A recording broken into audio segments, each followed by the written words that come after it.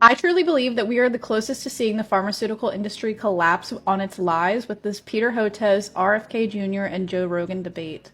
Peter Hotez, an American science pediatrician and advocate in the fields of global health, vaccinology, and neglected tropical disease control, studied at none other than Rockefeller University and Yale University. Not only is Hotez a researcher, but he also is in the development of making a COVID-19 vaccine. And let's not forget his book, which literally says that anti-science is deadly. Hotez therefore has vested interest into the vaccine business. The reason I'm even making this video is because this statement was the breaking point.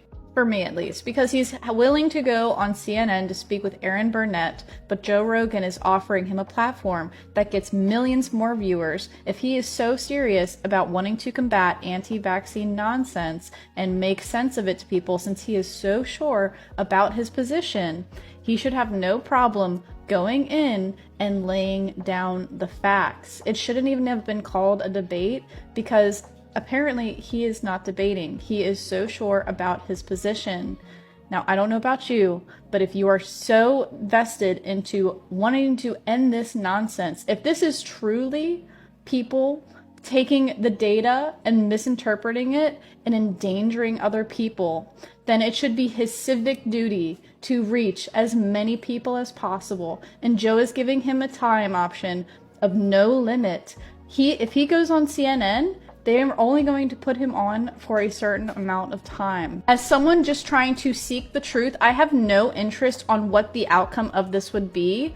But if I see somebody so sure of themselves that they are correct and that they need to change other people's opinions, and this is why he wants to care enough about it to halt it, then he should want to reach as many people as possible, especially the people who are apparently listening to a conspiracy theorist about bullshit.